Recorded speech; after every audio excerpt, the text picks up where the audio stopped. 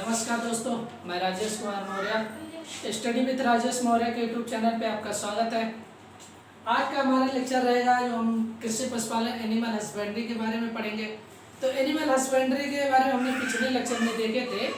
यानी सबसे पहले हमने ब्रीड्स यानी भारतीय गाय या इंडियन ब्रीड्स, भारत की महत्वपूर्ण नस्लें जो होती गायों के बारे में पढ़ रहे थे। तो गाय को पढ़ने से पहले हमने आप सबको एक नस्ल बता दिया था। आज हम थोड़ा उसके पढ़ने से पहले उसके हम देख लेते हैं। तो उसमें कुछ महत्वपूर्ण क्वेश्चन, उनका जोलॉजिकल नेम क्या होता है, उनकी फैमिली क्या होता है, उनमें क्रोमोसोम नंबर क्या होता है, उसमें कुछ जनरल टाइप क्वेश्चन जो बनते हैं उसके बारे में आज हम पहले देखते हैं। उसके बाद फिर हम नस्ल के आगे यानी ब्रीड्स के आगे बढ़ते हैं। तो हम सबसे पहले गाय, हमने आप सबको गायों के बारे में पहले एक नस्ल बता दिया था, साहिवाल, जो हमने बता दिया था कि भारत में 3 प्रकार की नस्लें होती हैं। हमें दुधारू हो जाएगा, द्विकाजी और भारवाही। दुधारू हमारे किस पर्पज से पाली जाती है, दुधारू और भारवाही और द्विकाजी किस पर्पज से पाली जाती है, इसके बारे में हमने आप सबको अच्छे से बता दिया। अब हम आगे देखते हैं गाय। तो इसमें कुछ क्वेश्चन बनते हैं, जैसे गाय का जोलॉजिकल नेम क्या होता है, यानी जोलॉजिकल नेम। तो हमने बताया था गाय दो, एक इंडियन ब्रीड्स हो जाते हैं, एक एक्सोटिक यानी विदेशी गाय हो जाएगा। भारतीय गाय हो या देशी, उसे भारतीय या देशी गाय बोलते हैं, और एक्सोटिक मतलब विदेशी काऊ। तो हम सबसे पहले हम देख लेते हैं देशी, क्या हो जाएगा, देशी गाय। अब देशी गाय का जोलॉजिकल नेम क्या होता है, जंतु वैज्ञानिक नाम हम बता रहे हैं। तो देशी गाय का हमारा बोस इंडिकस, क्या हो जाएगा, बोस इंडिकस। इसको हम लिख सकते हैं बोस इंडिकस, क्या हो जाएगा, बोस इंडिकस हो जाएगा। उसके बाद आ जाता है विदेशी गाय, एक्सोटिक ब्रीड्स यानी विदेशी गाय।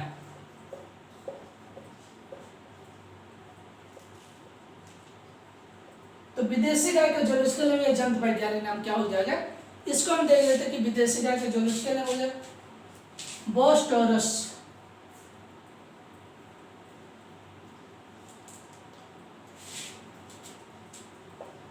बोस टॉरस हो जाएगी, ऐसे हिंदी में भी हम लिख देंगे ऐसे बोस टॉरस। ये हमारा क्या, एक्सोटिक ब्रीड्स यानी विदेशी गाय, ब्रीड्स या एक्सोटिक काऊ। तो हमारी विदेशी गाय हो जाएगी। ये हमारा हो जाता है इंडियन ब्रीड्स या इंडियन, क्या हो जाएगा, इंडियन काऊ हो जाएगा। तो भारतीय गाय का यह जो बोस इंडिकस एक्सोटिक ब्रीड्स यानी विदेशी गाय हमारा हो जाएगी, विदेशी एक्सोटिक काऊ हो जाएगा, विदेशी गाय, इसका हो जाएगा बोस टॉरस हो जाएगा, क्या हो जाएगा, बोस टॉरस। तो इतना हो गया। अब इसके आगे हम देखते हैं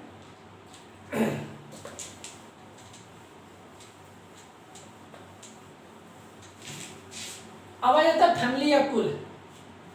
गाय किस कुल से संबंधित है, फैमिली, क्या हो जाएगा, फैमिली या कुल। तो जैसे हमारे ह्यूमन की फैमिली या कुल होता है, तो ऐसे हमारे काऊ या गाय की हमारी फैमिली होती है, क्या बोविडी हो जाएगा, क्या हो जाएगा, बोविडी।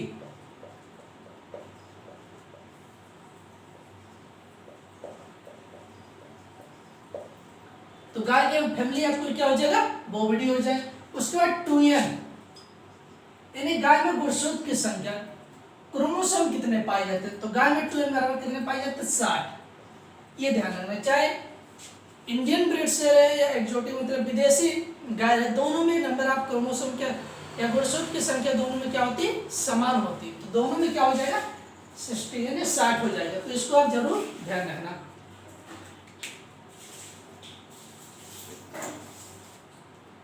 अब हम आगे देखते हैं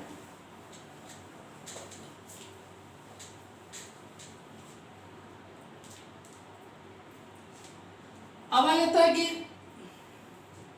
गाय का मध्य चक्र की अवधि यानी ओस्ट्रस साइकिल, क्या हो जाएगा, मध्य चक्र की अवधि या ओस्ट्रस साइकिल कितने दिनों का होता है।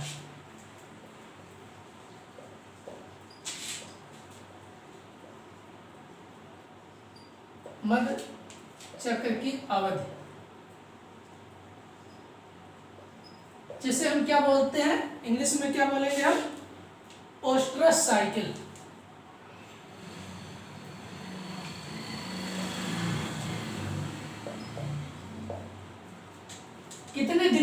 होती है।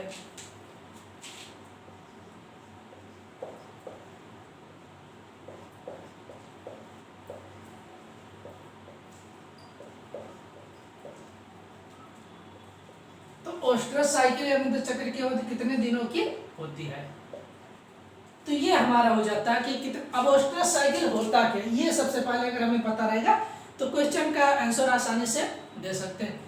तो ओस्ट्रस साइकिल या मंत्र चक्र की अवधि होती है कि गाय एक बार यानी गर्भ होने में, जैसे उसे गर्भ धारण करना है तो एक बार अगर गर्भ धारण कर लेती है, मानते हैं बाई चांस किसी तरह उसमें क्या होता है, एवोल्यूशन हो जाता है, उसमें गर्भ धारण नहीं करता, मानते हैं कि जैसे ओस्ट्रस साइकिल 21, इसमें तो समझ लीजिए 21 दिन का होता है। हम बता देते कैसे होता है 21 दिन का मध्य यानी ओस्ट्रस साइकिल। जैसे एक बार गाय गर्म होने पर क्या होता है, गर्म होने पर हम क्या करते हैं, उसके बुल यानी बुल मतलब साढ़े के पास ले जाते हैं, तो क्या होता है उसको यानी गर्भ धारण करने के बाद, अगर एक बार गर्भ धारण हो गया उसके बाद मतलब हमने गर्भ धारण करा दिया, बाई चांस किसी कारण बस मतलब गाय रुकती नहीं है, उसके बाद उसमें दोबारा कितने दिनों बाद फिर गर्भ धारण करने योग्य होती है। तो दोबारा वो कितने दिनों बाद होती है, तो ओस्ट्रस यानी 21 दिनों बाद दोबारा उसको हम गर्भ धारण करा सकते हैं, चाहे बुल मतलब शानदार है या आर्टिफिशियल रूप से हम सीमेन को डलवा सकते हैं। तो यही होता है कि गाय को मतलब मध्य चक्र की अवधि क्या होती है, ओस्ट्रस साइकिल। एक बार गाय अगर गर्भ धारण करने के लिए अगर गर्म हो गए तो मानते हैं उस समय वो नहीं रुकती, दोबारा अगर हमें ले जाना तो कितने दिनों बाद वो दोबारा गर्भ धारण करने के लिए तैयार हो जाती है। तो कितने दिनों बाद समझ लीजिए 21 दिन लगता है। तो यही हमारा क्या होता है, ओस्ट्रस साइकिल होता है, क्योंकि ओस्ट्रस साइकिल या मध्य चक्र की अवधि। तो इसको आप जरूर ध्यान रखना। तो गाय के मध्य चक्र की अवधि या ओस्ट्रस साइकिल कितने दिनों का होता है, तो 21 दिन। उसके बाद अगला क्वेश्चन आ जाता है, गाय के मध्यकाल की अवधि।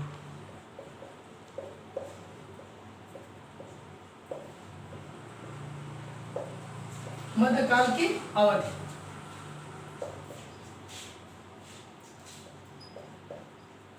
जिसे हम क्या बोलते हैं, हीट पीरियड।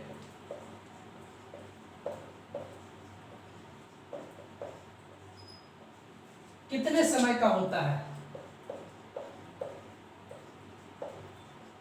कितने समय का होता है। अब आ जाता है, इसी दोनों में लोग कंफ्यूज होते हैं, जैसे ओस्ट्रस साइकिल क्या होता है या हीट पीरियड क्या होता है। तो हीट पीरियड यह होता है कि हमारे इसमें समय मतलब कुछ घंटे होते हैं। हीट पीरियड में क्या होता है, कुछ घंटे हो सकते हैं या 1 से 2 दिन हो सकते हैं, ज़्यादा समय नहीं रहता। हीट पीरियड मतलब गर्म अवस्था कितने समय तक रहती है। तो गाय मतलब कितने समय तक अगर वो गर्म अवस्था में है कि कितने समय तक इसमें गर्भ अवस्था रहता है, किसमें अगर हम यानी बुल या टीजर बुल के पास अगर ले जाते हैं तो उस कितने अवस्था में ये गर्भ धारण कर सकती है। तो जैसे हमारा ये होता है यानी 24 से 36 घंटे। तो 24 से 36 घंटे अगर गाय गर्भ, इसके अंदर अगर हम सीमन का प्रयोग कर सकते हैं टीज या बुल के साथ अगर ले जाते हैं, क्या होता है बुल के साथ अगर ले जाते हैं तो क्या होता है, गाय गर्भ धारण कर सकती है। अगर मानते हैं इसके समय गर्भ इतनी अवस्था में गाय गर्भ रहती है, समझ लीजिए 24 से 36 घंटा तक गाय गर्भ रहती है। तो इतनी अवस्था तक इसको हम क्या होता है ले जाते हैं, तो ये गाय जो होता है गर्भ धारण कर सकती है। अगर इसके बाद हम ले जाते हैं, अगर इसके बाद मानते हैं गाय, हमें पता लग गया कि गाय गर्भ धारण करने की अवस्था समझ लीजिए कितना, तो एक घंटा पहले टाइम पता चल गया, 1 घंटा समझ लीजिए। तो 1 घंटे से हम 36 घंटे के बीच, 1 से 36 घंटे के बीच गाय जो होता है गर्भ धारण कर सकती है, गर्भ अवस्था में रहती है। अगर इसके बाद हम ले जाते हैं तो क्या होता है, गाय गर्भ धारण नहीं कर सकती है, या सीमन का भी प्रयोग करेंगे तो क्या होता है, गाय गर्भ धारण नहीं कर पाएगी। तो उसका एक निश्चित समय होता है, यानी 24 से 36 घंटे के अंदर अगर हम गाय का सीमन का प्रयोग कर सकते हैं या बुल के पास ले जाते हैं तो ये गाय गर्भ धारण कर सकती है। तो 24 से 36 गर्भ अवस्था में कितने समय तक रहती है, केवल 24 से 36 घंटे तक ही रहती है। और ये हमारा ओस्ट्रस साइकिल ये कितने दिन बाद दोबारा गर्भ धारण करने योग्य हो जाती है, तो हमारा कितना हो जाएगा, 21 दिन हो जाएगा। तो इसको आप जरूर वैसे समझ में आ गया, बहुत आसान है, दिमाग से समझेंगे तो समझ में आए। उसके बाद अगला क्वेश्चन हम देखते हैं, गाय के दो ब्यातों के बीच कितने समय का अंतर होना चाहिए। तो ये समझ लीजिए, अब हम आप सबको जनरल क्वेश्चन बता रहे हैं, जो गाय से समान रूप से जो जनरल क्वेश्चन बनते हैं, पहले उसको बता देते हैं कि कौन कौन से क्वेश्चन बनते हैं। उसके बाद हम आप सबको नस्ल तो पढ़ा ही है।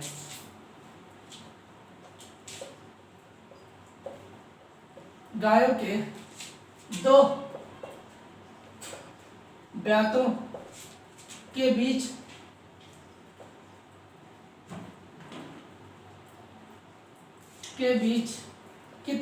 कितने समय का अंतर होना चाहिए, कितने दिन का अंतर होना चाहिए। गाय के दो ब्यातों के बीच लगभग कितने दिनों का अंतर होना चाहिए, के बीच का अंतर लगभग कितना होना चाहिए।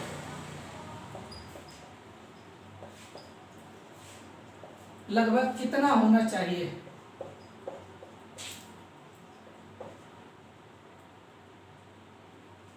होना चाहिए।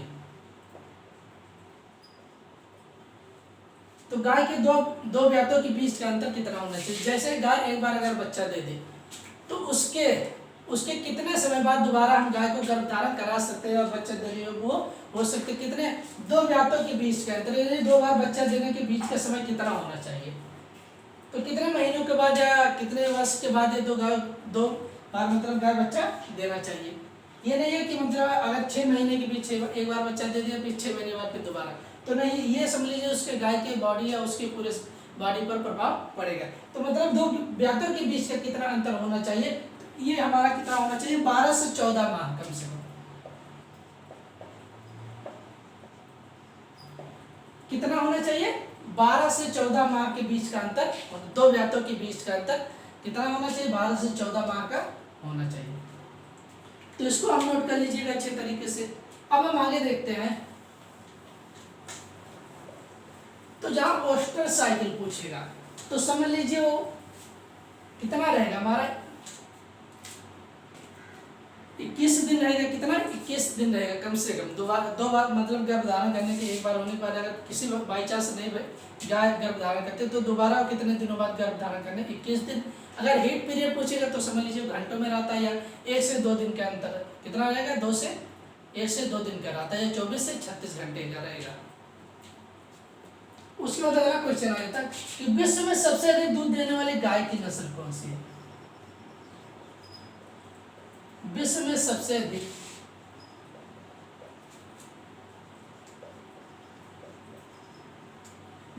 अधिक दूध देने वाली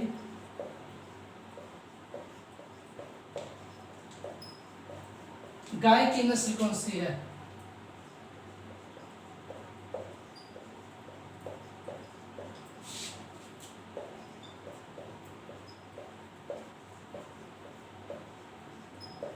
विश्व में सबसे अधिक दूध देने वाली गाय की नस्ल कौन सी ऐसी गाय की नस्ल है जो विश्व में सबसे अधिक दूध देती है। तो हमारा क्या है, उबरे ब्लाका।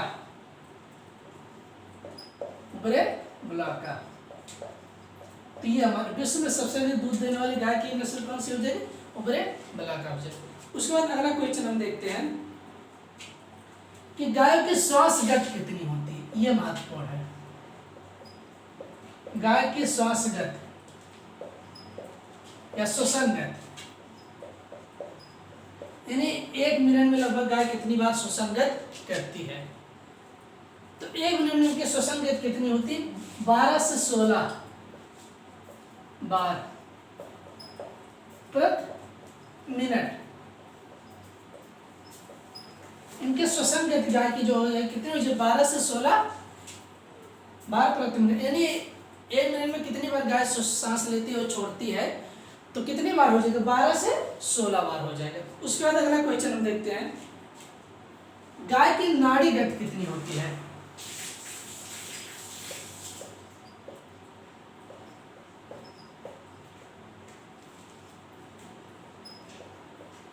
तो गाय की जो नाड़ी होती है मिनट में समझ लीजिए कितनी बार धड़कती है, नाड़ी गति कितनी होती है। तो गाय की जो नाड़ी गति हमारा हो जाएगा 50 से 60 बार प्रति मिनट हो जाएगा।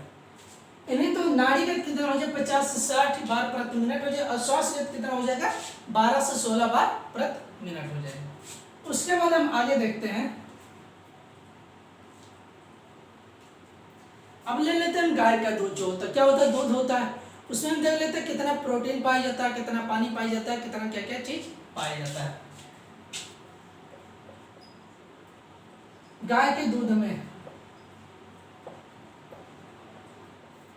अब हो जाता है गाय के दूध में हमारा पानी की मात्रा देख लेते हैं। सबसे पहले पानी, तो 86.26% होता है। पानी कितना होता है? 86.26%।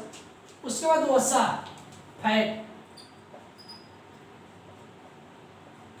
4.50% हो जाएगा। वसा कितना हो जाएगा? 4.50%। उसके बाद हमारा हो जाए प्रोटीन, 3.55%, 3.55% हो जाएगा। उसके बाद हमारा नेक्स्ट हो जाता है दुग्ध शर्करा,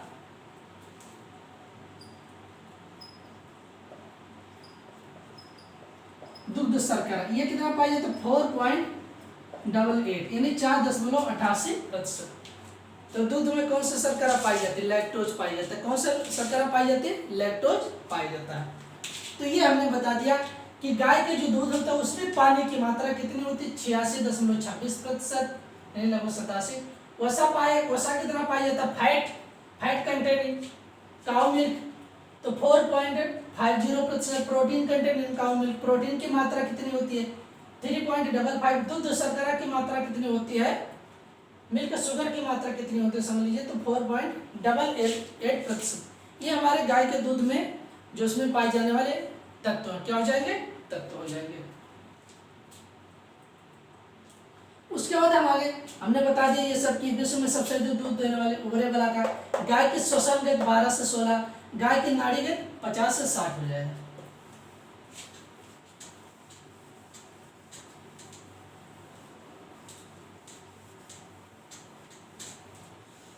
अब हम आगे देखते हैं गाय के शरीर का औसत तापमान कितना होता है, यानी बॉडी टेम्परेचर कितना होता है। जैसे हम सबका कितना होता है डिग्री सेंटीग्रेड में देखा जाए तो 37 डिग्री सेंटीग्रेड, फारेनहाइट में 98.4 डिग्री फारेनहाइट होता है। तो गाय के शरीर का सामान्य तापक्रम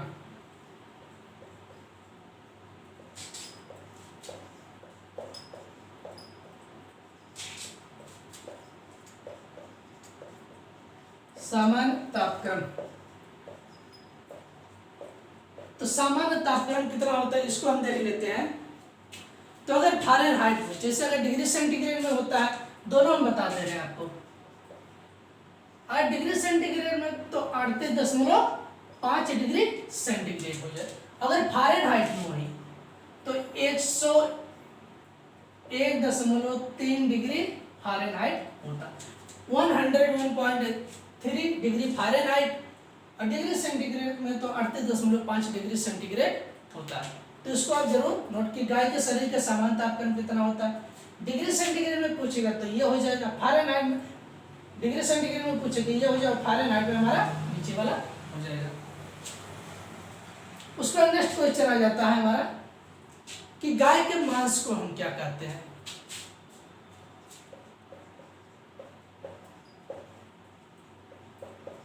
तो गाय के मांस को हम क्या कहते हैं? तो बीफ, क्या बोलते हैं? बीफ कहा जाता है। ये जरूर ध्यान रखना, गाय के मांस को हम क्या कहते हैं? बीफ कहा जाता है। उसके बाद अगला कोई चला जाता है कि गाय का दूध आप सब देखे होंगे कैसा होता है, हल्का येलो कलर होता है, लाइट येलो मतलब हल्के पीले रंग का होता है। किसके कारण होता है? किसके कारण होता है? भैंस का दूध आप देखे होंगे क्या होता है? व्हाइट होता है, प्योर है नहीं, डीप समझ लीजिए एकदम सफेद होता है, कोई दिक्कत नहीं आती उसमें। उसको गाय का दूध का रंग पीला किसके कारण होता है? इसको हम देख लेते हैं गाय के दूध का रंग पीला होने का कारण।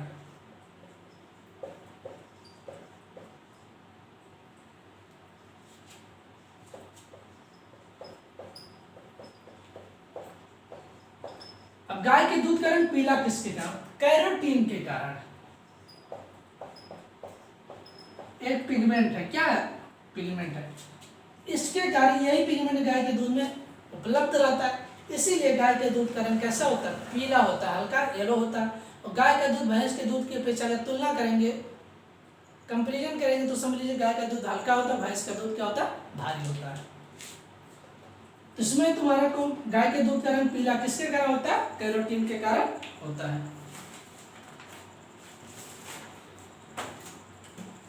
उसके बाद अगला क्वेश्चन हम देखते हैं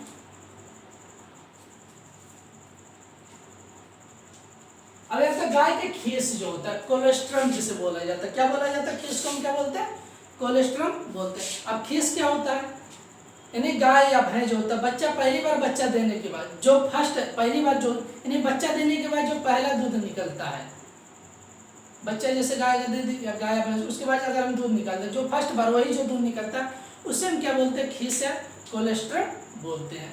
तो वो किसके लिए, इन्हें समझ लीजिए वो बहुत ही लाभदायक होता है, किसके लिए, हमारे बॉडी के लिए। किस हमारी बॉडी में किसके प्रति, तो हमारी बॉडी में जो रोग यानी रोग प्रतिरोधक क्षमता होता है, क्या होता है, रोग प्रतिरोधक क्षमता होता है, उसको लड़ने के लिए समझिए बहुत ही सहायता करता है। और बहुत लोग कहते हैं गाँव में कि उसको पीने से कई रोग हमारे समाप्त हो जाते हैं। तो हमारे बॉडी में क्या होता है, अगर उसको हम पी लेते हैं, वो समझ लीजिए बहुत कम लोग होते हैं जो उसको ज़्यादा तक उसको डाइजेस्ट कर पाए। अगर आप 1 से 2 गिलास कहीं ज़्यादा पी लेंगे तो समझ लीजिए आपका डाइजेशन सिस्टम तुरंत खराब हो जाएगा। तो इसीलिए उसको ज़्यादा लोग पी भी नहीं सकते हैं। ये है कि अगर हम उसको आधा गिलास कुछ भी थोड़ा पी लेते हैं तो हमारी जो होता है रोग प्रतिरोधक क्षमता होती है वो समझ लीजिए कुछ इंक्रीज होता है, यानी बढ़ जाता है। तो उसमें प्रोटीन की मात्रा कितनी होती है, क्योंकि उसमें प्रोटीन ज़्यादा पाया जाता है, इसलिए क्या होता है, हमारा बॉडी थोड़ा अच्छा होने लगता है। अब आ जाता है गाय के खीस में प्रोटीन की प्रतिशत मात्रा।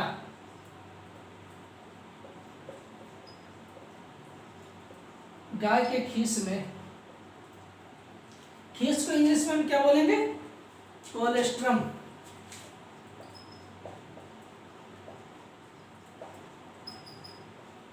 क्या बोलते हैं, कोलेस्ट्रम। गाय के खीस या कोलेस्ट्रम में प्रोटीन की प्रतिशत मात्रा।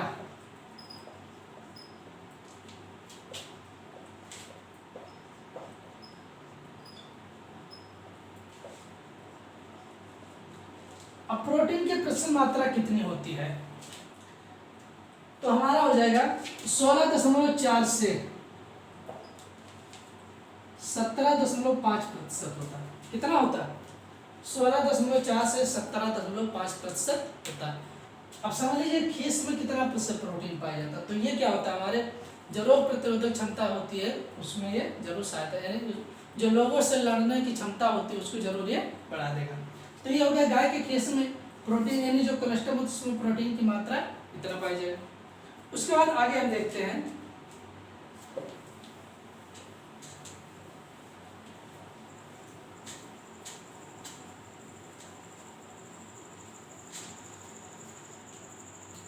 अब तो गाय के दूध में वसा रहे ठोस पदार्थ कितना होता है, SNF यानी सॉलिड नॉट फैट।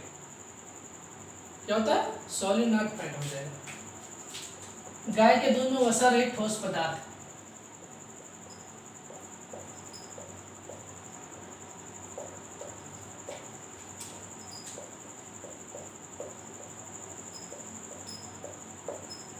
ठोस पदार्थ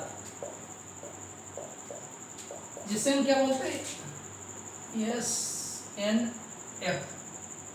इसको हम पूरा नाम क्या लिखते हैं, सॉलिड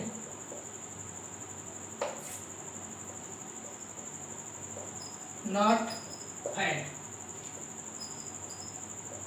क्या हो जाएगा, सॉलिड नॉट फैट, यानी वसा रहित ठोस पदार्थ। जो वसा नहीं होता है लेकिन वो ठोस होता है। क्या होता है, ठोस। वो कितना प्रतिशत पाया जाता है, तो हमारा हो जाएगा 8.5%। तो गाय के दूध में वसा रहित ठोस पदार्थ कितना होता है, 8.5% होता है। अब अगला क्वेश्चन आ जाता है कि गाय का गर्भकाल कितने दिनों का होता है, गेस्टेशन पीरियड यानी गर्भकाल कितने दिनों का होता है।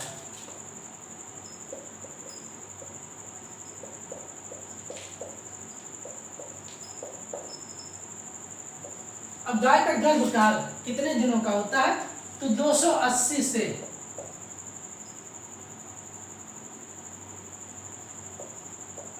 285 दिन।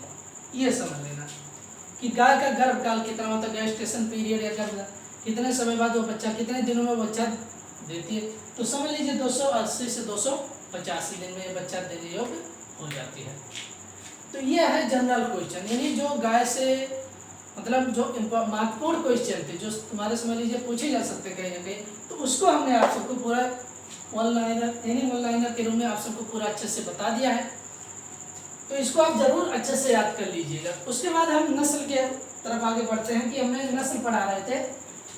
तो नस्ल में हम पढ़ा रहे थे गाय की दुधारू नस्ल। क्या पढ़ा रहे थे? दुधारू नस्ल साहिवाल, सिंधी तथा देवनी। आप सबको पता है दुधारू नस्ल कौन कौन सी। तो साहिवाल कंप्लीट हो गया था। आज हम देखते हैं सिंधी नस्ल।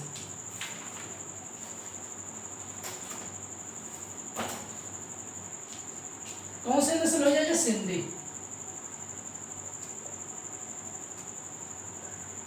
और हम क्या देते हैं? सिंधी नस्ल।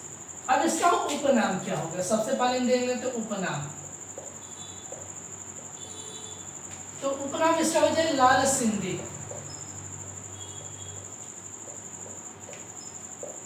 इसको और किस नाम से जाना जाता है? तो लाल सिंधी के नाम से जाना जाता है।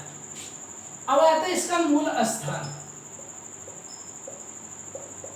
इसका क्या हो जाएगा? मूल स्थान, यानी उत्पत्ति स्थान क्या होता है या मूल स्थान क्या होता है? अब मूल स्थान हो जाता है पाकिस्तान का सिंध प्रांत जिला। पाकिस्तान का सिंध प्रांत जिला। अब आप सब सोच रहे हैं कि ये पाकिस्तान का है, लेकिन तो भारत में जो यानी ये सिंध जो है, सिंध प्रांत जिला, जब भारत आजाद नहीं हुआ था तो क्या होता है? जब भारत पाकिस्तान एक में थे, जब भारत पाकिस्तान का बंटवारा नहीं हुआ था तो ये क्या होता? भारत में ही था। लेकिन तो जब बंटवारा हुआ तो कहाँ पर? ये पाकिस्तान में चला गया। ये हिस्सा पाकिस्तान में चला गया, तो इसीलिए इसका क्या माना जाता? पाकिस्तान का सिंध प्रांत जिला हो जाएगा।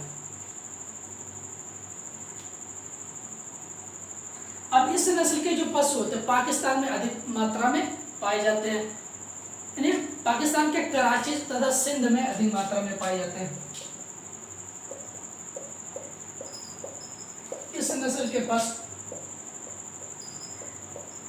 पाकिस्तान के कराची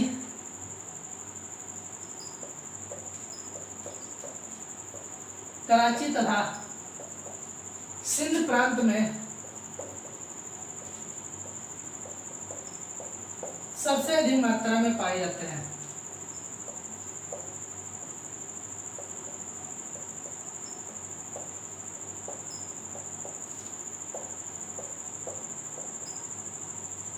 कहां पर पाए जाते हैं?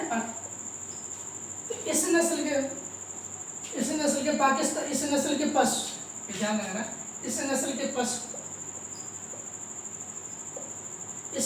पशु पाकिस्तान के कराची तथा सिंध प्रांत में सबसे अधिक मात्रा, ये नस्ल होती है जो सबसे अधिक इस समय कहाँ पर पाई जाती है? पाकिस्तान के जो कराची है वहां पर तथा सिंध प्रांत है वहां पर सबसे अधिक मात्रा में ये पशु पाए जाते हैं। अब इसके आगे हम देखते हैं सामान्य विवरण इनके क्या होते हैं, या इनके बॉडी मतलब ये कैसे उपयोगी होते हैं, इनका बॉडी क्या कैसे होता है, इनके सामान्य लक्षण क्या क्या होते हैं।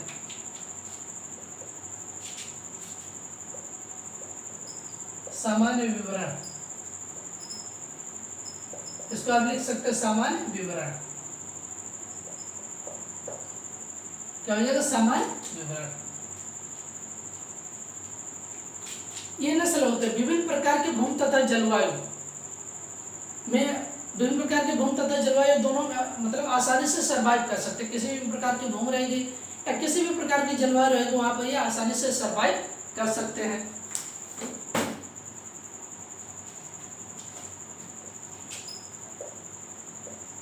इस नस्ल के पशु विभिन्न प्रकार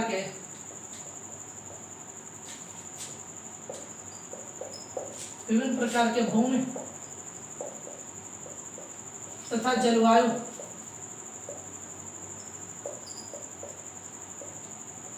के लिए अनुकूल होते हैं।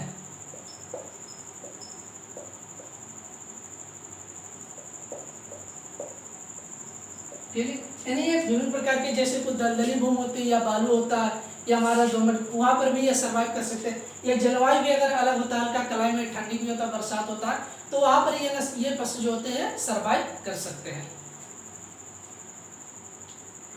और ये पशु में विभिन्न बीमारियों के प्रति क्या होते हैं? प्रतिरोधी होते हैं, मतलब रेसिस्टेंट वायरस डिजीज, विभिन्न बीमारियों के प्रति इनके शरीर के अंदर कि विभिन्न बीमारियों से लड़ने की रोग प्रतिरोधक क्षमता पाई जाती है।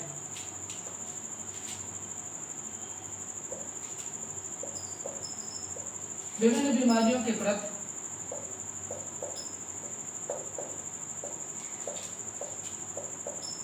इन बीमारियों के प्रतिरोधी होते, प्रतिरोधी यानी virus disease of resistant,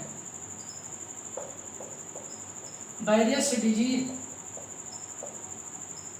of resistant,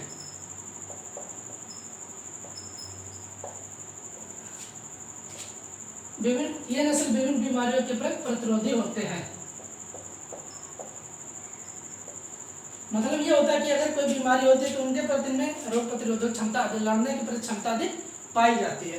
तो वायरस डिजीज ऑफ रेसिस्टेंट विभिन्न बीमारियों के प्रति प्रतिरोधी होते हैं। इतना नोट कर लीजिए कि ये इनके समान विवरण या कैरेक्टर है। अब हम आगे देखते हैं।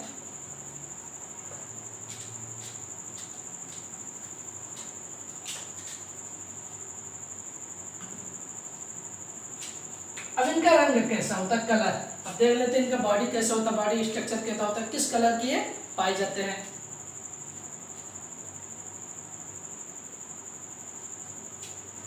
इस नस्ल के पशु का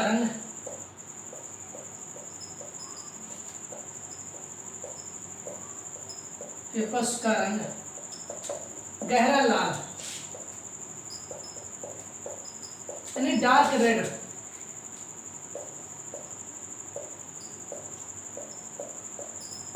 क्या होता है, गहरा लाल यानी डार्क रेड होता है। तथा कुछ पशु हल्के पीले मतलब लाइट येलो कैसे होते हैं, लाइट येलो तथा गहरे कत्थई रंग के होते हैं, गहरे कत्थई तो डार्क ब्राउन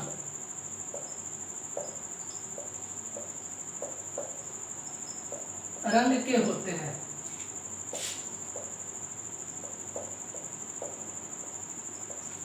अब इनका कलर कैसे हो सकता है, यानी जो हमारे सिंधी नस्ल पाई जाती है वो किस रंग के हो सकते हैं, हमने बता दिया। या विभिन्न जलवायु के प्रति क्या होते हैं, अनुकूल होते हैं, विभिन्न भूमियों पर इनको उगाया जा सकता है, सर्वाइव भी कर सकते हैं, इसको बता दिया। उसके बाद रोग प्रतिरोधक क्षमता, वायरस डिजीज के प्रति रेसिस्टेंट होते, प्रतिरोधी होते हैं। उसके बाद इस नस्ल के पशुओं का रंग गहरा लाल यानी डार्क रेड या डार्क रेड होता है या डीप डार्क रेड होता है, गहरे लाल होते तथा हल्के पीले रंग के होते हैं, लाइट येलो मतलब हल्के पीले, और गहरे कत्थई रंग के होते हैं, डार्क ब्राउन रंग के भी होते हैं। तो इनका रंग हमने आप सबको बता दिया।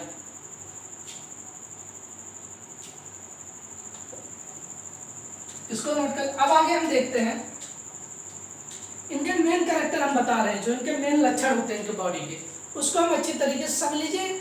अगर आप इसको पढ़ लेते हैं तो आप समझ लीजिए आप आराम से किसी भी थ्योरी को अच्छी तरीके से आप लिख सकते हैं। ऑब्जेक्टिव क्वेश्चन तो इसमें अपने आप बच जाएंगे। उसके बाद अगला क्वेश्चन आ जाता है कि इनका शरीर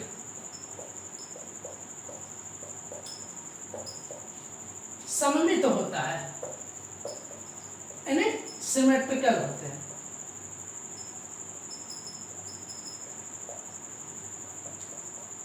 क्या होता है, सिमेट्रिकल क्या होते हैं, सममित होते हैं। सममित मतलब सिमेट्रिकल तथा ठोस यानी जैसे कॉम्पैक्ट होते हैं, ठोस यानी कॉम्पैक्ट होते हैं।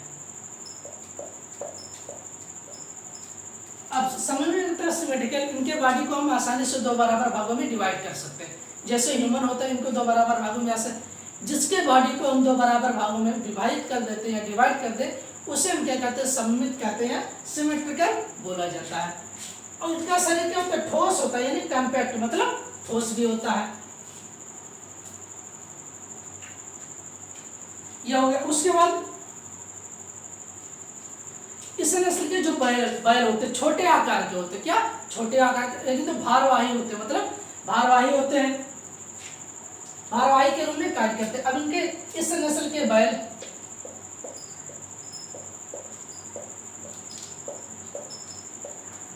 छोटे आकार के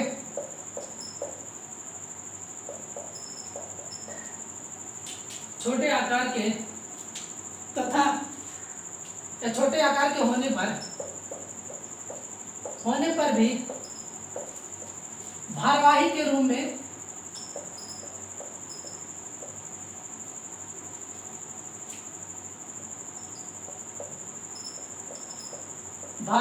रूप में उपयोग होते हैं।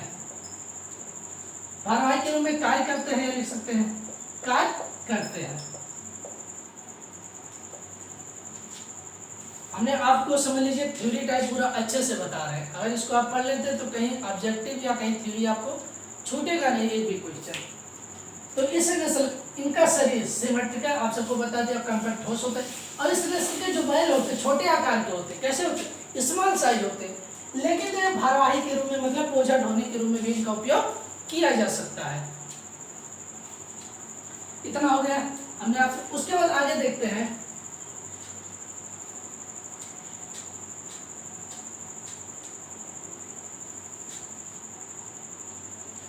इनके प्रथम ब्यात की जो उम्र होती है। गाय समझ लीजिए जितनी भी गाय उनके प्रथम ब्यात की उम्र 3 से 4 वर्ष के आसपास होती है या 4.5 वर्ष तक हो सकता है। प्रथम ब्यात या प्रथम बार बच्चा देने की उम्र जो होती है 3 से 4 वर्ष या हमारा 4 वर्ष भी हो सकता है।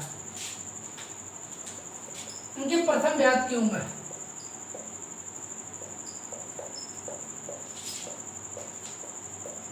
या प्रथम बार बच्चा देने की उम्र होती है हमारे 3 से 3.5 होता है। 3 से 3.5 वर्ष होता है। ये जरूर है कि जो गाय होती है उसकी प्रथम बार बच्चा देने ब्यात की उम्र कितनी होती है? 3 से 3.5 या 4 वर्ष भी हो सकता है। अब इनका दुग्ध उत्पादन कितना होता है?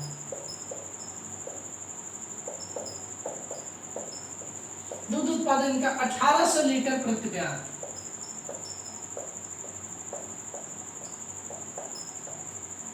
यानी एक बार एक ब्यात में कितना लीटर दूध देती है? एक ब्यात में इनका टोटल दूध उत्पादन कितना होता है? तो 1800 लीटर प्रति ब्यात होता है। कितना हो जाए? प्रति ब्यात होता है। तो हमने आज समझ लीजिए गाय के बारे में आप सबको बहुत ही महत्वपूर्ण क्वेश्चन बताया है। तो इसको आप जरूर अच्छे से नोट करके और जरूर आप इसको याद करके आप अच्छे से पेपर दे सकते हैं। तो हम ऐसे धीरे धीरे जितने भी हमारे पशुपालन के जितने भी क्वेश्चन बनेंगे समझ लीजिए 0 से लेकर हाई लेवल तक भी हम आप सबको अच्छे से बताएंगे। तो इसको आप अगर आप पढ़ लेते हैं तो आपका समझ लीजिए नॉलेज बहुत अच्छा हो जाएगा। यानी कमांड आपका समझ लीजिए पशुपालन या एनिमल हस्बेंड्री पर बहुत अच्छा हो जाएगा। तो इसको आप जरूर हमारे यूट्यूब के आप सबको हमारा जो लेक्चर कैसा लग रहा है इसको आप जरूर कमेंट करिएगा, क्योंकि इतना मेहनत करके आप सबको पढ़ाया जा रहा है। अगर आप इसको लाइक करते हैं, कमेंट करते हैं और शेयर करते हैं, ज़्यादा से ज़्यादा कोशिश करिए शेयर कर दीजिए और आपके संबंधित या दोस्त यार उनको भी शेयर कर दीजिए और इसको सब्सक्राइब जरूर कराइए। तो अगर आप कमेंट कर सकते हैं तो हमें ज़रूर लगेगा कि हम जो पढ़ा रहे हैं बहुत अच्छा पढ़ा रहे हैं या कैसा पढ़ा रहे हैं, इसको आप ज़रूर कमेंट बॉक्स में कमेंट करिएगा। तो आज के लिए हम इतना ही रखते हैं। धन्यवाद।